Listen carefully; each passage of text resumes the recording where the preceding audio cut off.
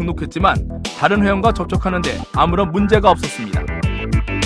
온라인 미팅 사이트의 형태인데 회원들은 결혼정보 회사에서 운영을 하니까 당연히 기존의 결혼정보회사처럼 신원 인증이라든지 이런 부분들은 보장을 해줄 것이다 라는 오해를 할 수가 있다는 거죠.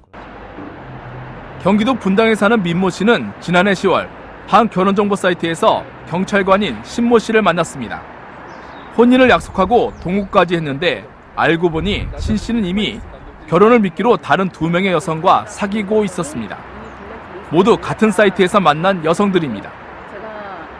부산에 같이 11월 달쯤에 내려가자. 그다음에 결혼은 7월 달쯤 하자. 이런 식으로 문자를 주고받더라고요. 온라인 결혼정보 사이트를 문어발식 연애의 수단으로 악용한 것입니다. 사람이 주장하는 바는 법적으로는 자기는 잘못한 게 없다. 결혼정보업체라고 하지만은 말만 정보업체지.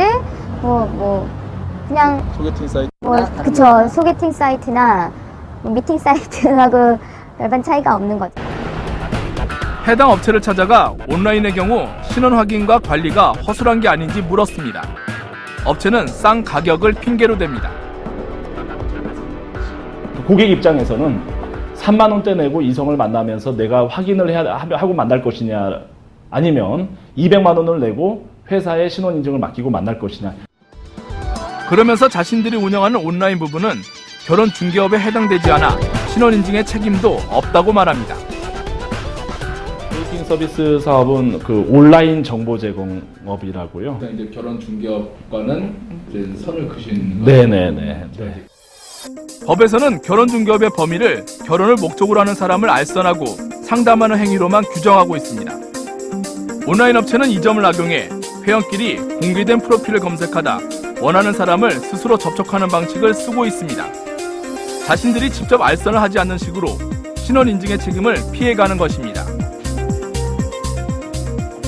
직접적인 알선을 안 하고 자유롭게 이렇게 장만 만들어주는 형태잖아요. 상대방의 프로필을 보고 그 사람을 자유롭게 선택할 수 있는 시스템으로 하기 때문에 이게 실은 저희가 말하는 결혼 중개하고는 조금 다른 형태이긴 해요. 실제로 잘못된 신원을 제공해 처벌받은 온라인 결혼정보업체는 지금까지 단 한 곳도 없습니다. 등록제인 국제결혼과 달리 국내 결혼정보업체는 시, 군, 구청에 신고만으로 영업이 가능합니다. 따라서 업체 신고 요건과 벌칙 같은 규제를 강화하고 온라인 사업까지 관리할 수 있도록 법규를 고쳐야 합니다. 반려자를 찾기 위해 결혼정보업체에 가입했다가 어이없이 피해만 본 이들에겐 3월의 꽃샘추위가 더욱 차갑기만 합니다.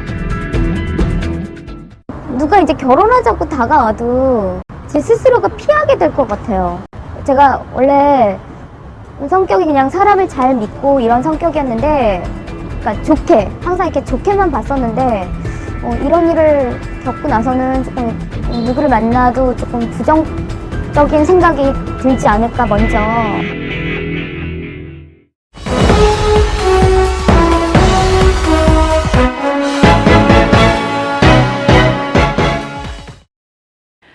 SBS는 지난 1991년 그때까지 세계 어느 언론도 성사시키지 못한 특별한 인터뷰를 가졌습니다. 그 인물은 현재 전 세계 뉴스의 중심에 있는데요. 바로 리비아의 국가원수 카다피입니다. 당시 인터뷰는 세계적인 특종이었지만 국익 때문에 방영되지 못했는데요. 카다피는 인터뷰에서 서방 다국적군과 생사를 건 대결을 이미 예견한 듯합니다. 카다피 단독 인터뷰 20년 만에 현장 20일에서 공개합니다.